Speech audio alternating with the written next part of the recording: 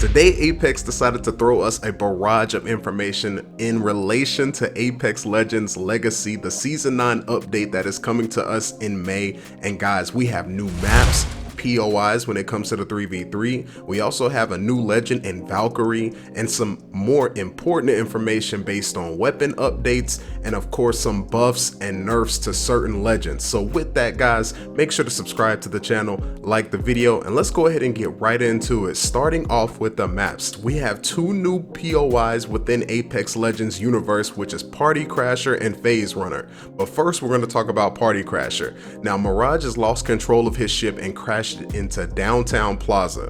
And with this, the downtown Plaza is well connected, pushing players to make quick decisions within its many flanking options, while the Voyage sits up high, offering great sightlines and elevated positions for those that wish to play from further distances. And what I'm noticing with it is that it pretty much is still symmetrical, so it looks like from what we're seeing, it's still 3 lanes from each side. It also is pretty balanced. It doesn't look like you have too many high ground areas for somebody like a Pathfinder, a Loba, Horizon to take advantage of, but also just really good sight lines for everybody to get picks on each other and just have fair balanced fights. Now, Party Crasher already looks like a good look, but when it comes to the next map, Phase Runner, it has a unique look, and it even says it in the notes right here. Phase Runner is a hidden experimental zone at the peak of a mountain. The large center is very open, which I know a lot of fights are going to go down right there. I feel like a map like this benefits somebody like Octane because it seems like a lot of small bits of cover that he can just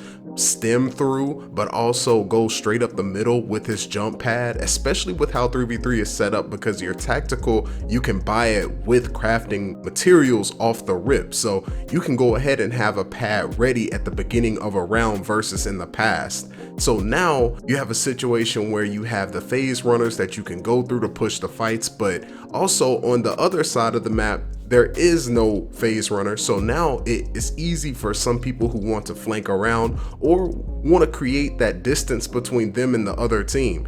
Now, this seems like a map that's going to be pretty fast paced regardless, but Phase Runner, man, it's really going to be a mid to close range type of map, and it's a good look. Now, outside of that, we do have the other 3 POIs from World's Edge, Kings Canyon, and Olympus.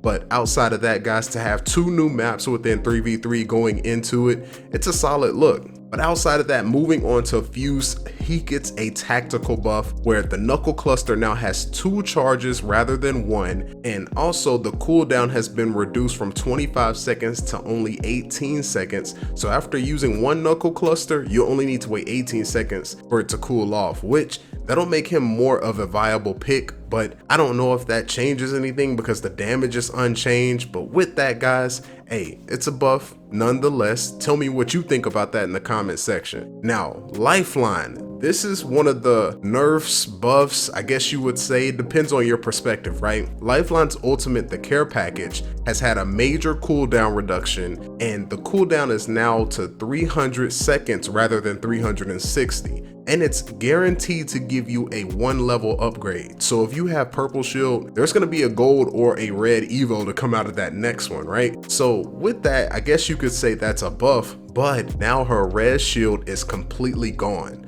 She can still res on the fly and just throw it up, but at the same time, she doesn't get that shield anymore. So now we're on to Valkyrie now that we got the other legends out of the way. So first things first, her passive are the VTOL jets. Press jump while in the air to engage a jetpack, and you can switch between hold and toggle in the options menu.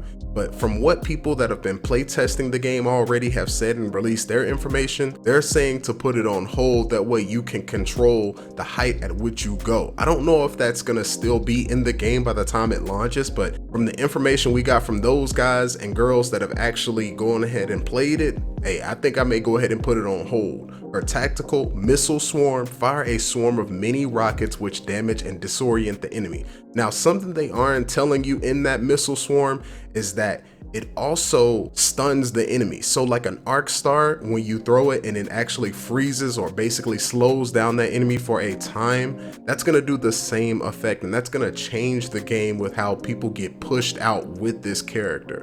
And of course, the ultimate, the skyward dive. Press once to prepare for launch. Teammates can interact with Valkyrie to join the launch, and hey, make it happen. So with that, guys, tell me what you think of Valkyrie's ability. I don't think it's going to be OP just yet, but I feel like with the right lineup, if you use this at the perfect time, hey, this could be a game changer. Now, of course, we have a plethora of updates, but I'm only going to touch on one more subject, which are the weapon changes in Apex Legends Legacy. And now we have a whole new class called Marksman Weapons, which include the G7 Scout, Triple Take, 30-30 Repeater, and the Bowcheck Bow. Now, one thing to take note here is that the Bowcheck Bow is going to have a set amount of arrows that you can use, which means you have to be able to go around and pick up your arrows just to be able to continue to use the weapon, because apparently from one of the devs is that they're not going to continue to just put the arrows around the map as often or as much as other ammunition packs. So with that, guys, if you do shoot off your arrows, you may have to go pick those up. And I guess in the playtest, a lot of people were saying that the arrows can stick to some of the players that you shoot. So somebody may be running around with 4 arrows in their back,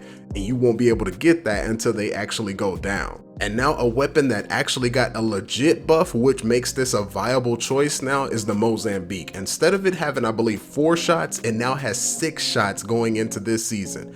Now, for some people, I think they thought that was going to be only in 3v3, but I think that's for the weapon all across the board. So the Mozambique, especially when it's fully hopped up, it's going to be a problem. I hope they keep the hop ups with it for sure. But outside of that, my people, tell me what you think of the notes that we got. I'm excited for this May update because having an option outside of the Battle Royale portion of this game is going to really elevate this game to new heights, especially with a whole new audience of players that really don't necessarily like Battle Royale. So with that, my people, make sure to like, subscribe, turn on those notifications, and hey, tell me what you think of Apex Legends Legacy in the comments section.